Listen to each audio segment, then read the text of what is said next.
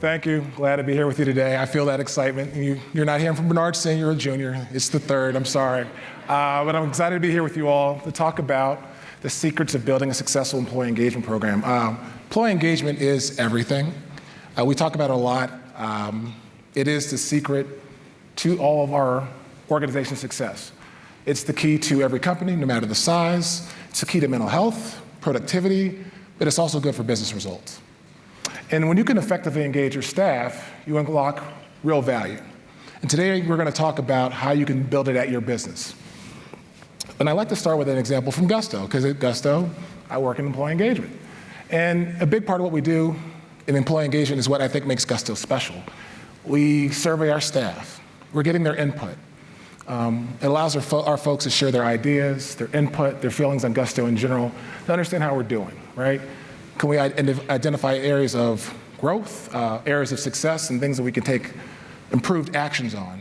Because surveying your people is really important to really take ownership in the experience. And according to Great Place to Work, 96% of employees at Gusto say it's a great place to work compared to 57% of employees at a typical US-based company. And we were listed as in the Forbes 7th Annual Cloud 100 list of the world's top private cloud companies. So that's really nice for validation. It feels really good to have that acknowledgement, but really it's about the work. It's about the culture. It's about the people. It's about continually thinking about employee engagement. What can we do to improve that process so that our Gusties, our employees, feel that love, feel that connection? So let's jump in. Let's talk about employee engagement, its drivers, and go through the blueprint that you can then use and take from, to use for years to come. So the question is, what is employee engagement? Really, to me, is the employee journey, right? From how I invited you to the company, how you grow, how you onboard, how you develop. Jacqueline did a great job talking about that. But that's the journey. But Gallup defines it as employee engagement is the involvement and enthusiasm in employees at their work, in their workplace. So basically, the joy I derive from work or the satisfaction I derive from work. And when you survey your folks, you can help measure and manage employees' expectations, their perspectives, and the crucial elements of your workplace. So when you think about this, you need to find out if they're actively engaged or not, or they're simply putting in their time. We're in an interesting time. We're in the pandemic. You've heard about quiet quitting, all those different terms. Employee engagement allows you to help discover if your team is building activities to help perpetuate that quiet quitting feeling, or does it improve the experience where they have more loyalty?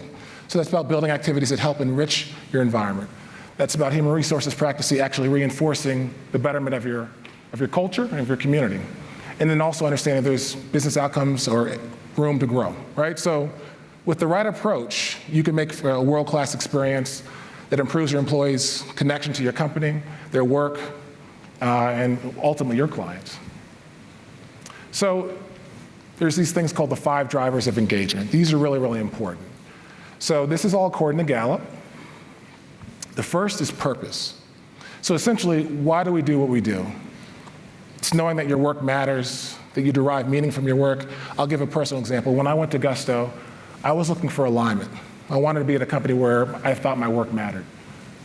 I thought small businesses mean a lot. My father's a small business owner. I felt this personal connection. I felt alignment to my purpose. I wanted to help. And I think everyone who seeks a job is looking for that type of purpose. People want to know that. Then there's development, growing in your skills, your knowledge, your competencies, and enroll. People want to be invested in. I don't think people want to come to a company to just be in stasis. They want to grow. The other thing is a caring manager. So that means the most. When I could think throughout my career, the manager that I knew cared about me meant a lot to me. I felt the trust. I felt that they wanted to see me succeed and win. I have a boss at Gusto who wants to see me win. I know she supports me. I know she wants to see me win. She cares about my success. A caring manager matters a lot, and that can help coach you to the next level. So I think that's essential. And then ongoing conversations. A lot of times I've seen in prior organizations, people don't talk about performance until it's performance review time. It should be an ongoing conversation with your staff. I like to talk to my team all the time. First 10 minutes is how you doing, checking in. I'm tacitly touching on their goals, what their motivations are, but the whole point is those ongoing conversations, understand their needs, their motivation, what do they need to grow, because hopefully I want them to stay on the team for as long as they want to be there. But really staying connected to your employees. Then finally, there's a focus on strengths. And I need to catch my slides up. Here we go. Ongoing conversations and a focus on strengths, right? I like to align people's strengths to the projects they work on, where they can add value. Because if I can understand their strengths, you also understand their motivations. Again, people feel invested in, you're talking to them about their development, they want to grow, and they see that they're getting aligned and setting them up for success. That's core to employee engagement. So here's a factoid. Employees who are not engaged or actively disengaged cost the world $7.8 trillion in lost productivity. 7.8 trillion, not million, not billion, trillion. So this is according to Gallup's State of the Global Workplace 2022 report. So that's equal to 11% of the global GDP. So that's an astronomical amount of money that's being lost when folks aren't engaged at work. And so there's a cost when people don't feel it or they're just mailing it in. It's the best interest of us to make sure folks are engaged, we're listening, we're understanding, we're evolving, we're adapting. It's critical. So then there's this. There's something called the Edelman public trust, right? It talks about that people trust businesses more than they trust the government. You all as business owners play an outsized role in their lives. They now trust businesses more than they trust the government. I think that's quite a statement. 78% of employees trust their employer, 78%. 69% of employees believe that people they work with are a significant source of community in their life, so they feel that connection. It's basically saying work is my family, these coworkers are my family. 79% of employees say that they trust their coworkers ahead of their manager, head of HR, and their CEO. But what I see is it's all wrapped up in the employer, in that experience, and how are we engaging them. It's critically important to think about it that way. If I find that I trust in my employer more, we have an outsized responsibility. It's not like it used to be. I used to joke that back in the day, when I was working in HR, I would just mail out the holiday calendar and that was it. The complexity is way, way different now. We have to engage much, much differently. Employee engagement is key. And retention is everything. We are still in the great resignation, the great realignment, whatever the greats that you're putting behind it. People are still shifting around. Retention is everything, and especially in this economic climate, because attrition comes with a real cost. In fact, the cost of replacing an individual employee can be 1 to 2 times their salary annually. So I always say it's retain and it's gain. Keep your folks that you want to keep, and then try to attract them through effective employee engagement. So I'm going to talk a bit about what does this all mean. Years ago, I wrote an article called Building a Blueprint for Effective Employee Engagement. Because at that time, I thought employee engagement was everything, and that has held true. And I want to share a little bit about that and what this means. So there's 3 main objectives in employee engagement. So first, understand the motivation of your staff. So again, that goes back to talking to folks, but I really try to understand what's the motivation? Why are you doing what you're doing? What's important to you? Because if I can align your energy to what you care about, it becomes less of work than more so of purpose-driven work. It becomes more so purpose-driven work. So when I can properly assess what individuals need on my team, I can help build that environment, because I really want them to win too. Because ultimately, it falls to me as a leader. Jacqueline talked about that. In my role as a leadership, my role as a leader at Gusto is helping my team unleash their potential so that way they can succeed, because they didn't come there to fail, right? So it's about creating that environment that is an employee-centric ethos. Secondly, there's direct engagement. People want a voice. The one thing I've noticed with staff is their input matters. They want to see their ideas come to life. If you're having pulse surveys, if you're asking their input, you should try to use some of it. They want to see their ideas adopted, and you can use some of those things, and they can see their ideas live. They see that as that interplay. Because it's critically important to understand what their suggestions are, their thoughts and feeling, and that they know that their input matters. Because I think at the end of the day, they want that partnership. And then finally, there's measurement. I worked at this place maybe, I won't say how many jobs ago, but we would survey for no reason. We would survey just to know, but not take any action. You should survey, define those values that your organization offers, measure it as it relates to effective employee engagement, and measure it often. At Gusto, we measure it 3 times a year. We pulse our staff to see how we're doing. We have net promoter scores to understand basically their loyalty to the company and how we're doing, so that way we can improve upon those efforts and show up the areas that we need to improve. But we should do this as an ongoing basis, because you should talk to your folks. You should have a temperature of how they're doing. So then there's what I consider what's foundational. So these next few are foundational to employee engagement. So the first is training and professional development. Jacqueline did a really great job speaking to it. We talked about Gusto Academy and how you can empower your team with that knowledge and the skills needed to grow and roll professionally. But to me, training and development is bedrock. I think most people are seekers of knowledge. They want to grow, they want to be invested in, they want to get better, they want to make their craft, they want to become a subject matter expert. Whatever their goal is, you should anchor on that, you should lean into it. Because people want to go.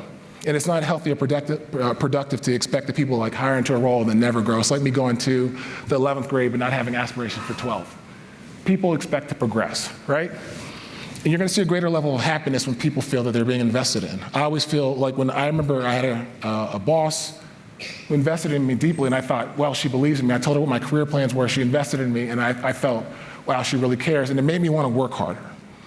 And I think if people feel like their career is stagnating, back to the Great Resignation, the Great Realignment, they're going to go elsewhere where they feel the love, where they feel supported, where they can grow. So this helps them fulfill their personal and professional growth. So this is critically important. In Augusta, we also have a big development culture, right? People need to know that they're being developed. It's called Grow with Gusto. There's a whole library of things that they can do to develop their career based on their expertise and their interests. And I think that's critically important, to provide those tools. And as Jacqueline pointed out, give people the time to do it. I shouldn't cut into their weekends. We're working really hard already. But I still want to grow and find time for that. All right? And then there's a culture of inclusion and belonging. So at Gusto, we have something called RISE. That is our Diversity, Equity, and Inclusion program. It stands for Representation, Inclusion, Social Impact, and Equity. I imagine many of you have your own permutations of what that might mean, but it speaks to your culture. But what's, I think, critically important is what I've seen in other organizations is when certain organizations espouse a certain belief. So on the website, it looks beautiful, smiling faces, I really want to work there, but then when you get inside, it's not aligned, it's incongruent. The mission and values that were shared aren't present, which is really upsetting. I feel like you lied to me, right? People can see through the BS. So you don't want it to be performative. You really want to say, like, this is what it's like, and then when they get there, that is what it's like. It's called managing expectations. Because if not, they will notice the inconsistency and they're going to go somewhere else where they can be engaged, particularly feeling misled. So if we're talking about how you're recruited and how you're onboarded, that's an important part of the journey, because you're setting the stage for the rest of what their career might look like. So again, that's what RISE does. We talk about what our values are from day one, from how we recruit you to how we onboard you, and then that entire journey, because it underpins all that we do. And I'll just to use a Gusto example. I remember we had a new hire and we invited him and we took him out to lunch, and he pulled me to the side. He's like, "Is this place for real?" I was like, it is. It really is like that. I said, it took me about 6 months, because the company I came from, I had to develop sharp elbows. And I had to lose my sharp elbows when I came to Gusto, because I was like, they really are for real. This culture is for real.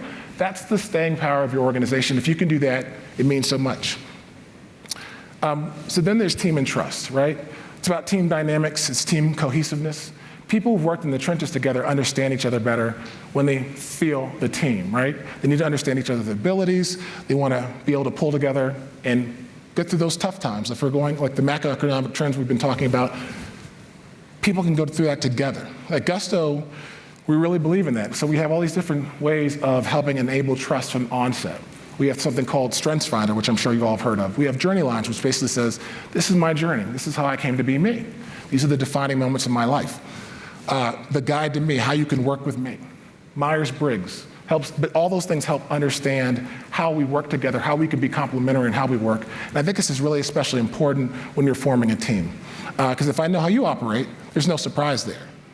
It's like, I know that you like blue M&Ms and I like red M&Ms, and we can get together and make purple M&Ms. Whatever the case might be, I know how we work. The next thing is paying a competitive wage. Like, this might sound like a no-brainer, but people associate their value with their pay. So you want to be able to at least compete. If pay isn't necessarily the first thing you can pull from, go with bonuses, cash prizes, gift cards, other monetary incentives.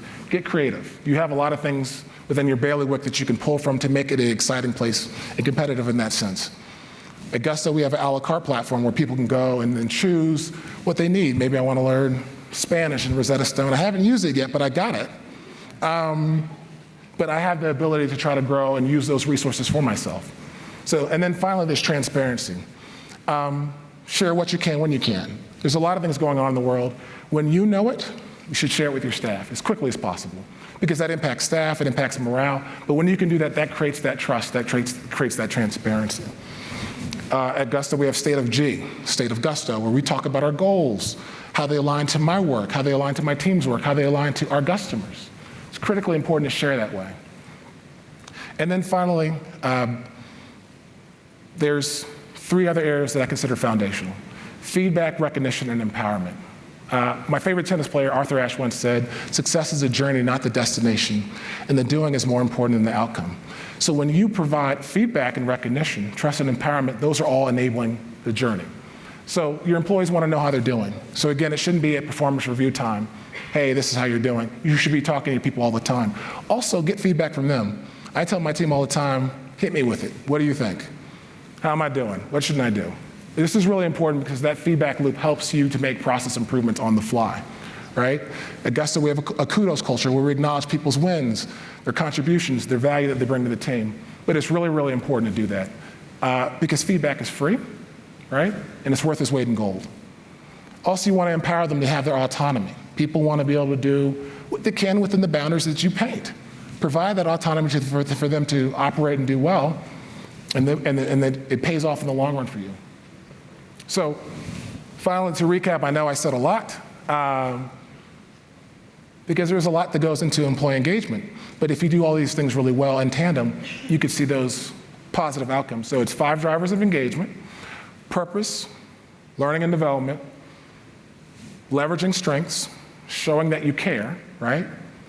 There's an economic cost when people aren't engaged in work. Measure and measure again, right? Create a culture of inclusion. Focus on the team and the trust. Try to compete on pay and be transparent. And finally, don't forget that feedback, recognition, and empowerment. That is critical. And so I talked about the articles, and I know I covered a lot of information. You can definitely read after this, should you feel so inclined. But first, check out the Gusto's Talk Shop blog. There's a ton of information you can use. I'd also encourage you to check out my 2 articles. They're quick reads, 650 words or less. Ways you can engage your employees to be more engaged at work, and how to be good to your employees or you'll lose them, how to build a winning culture. And for extra credit, go out, check out Gallup. Gallup is the bee's knees in all things employee engagement. So check that out. And then I just want to say thank you. Thank you for being here. Thank you for putting time into your craft, and go with Gusto.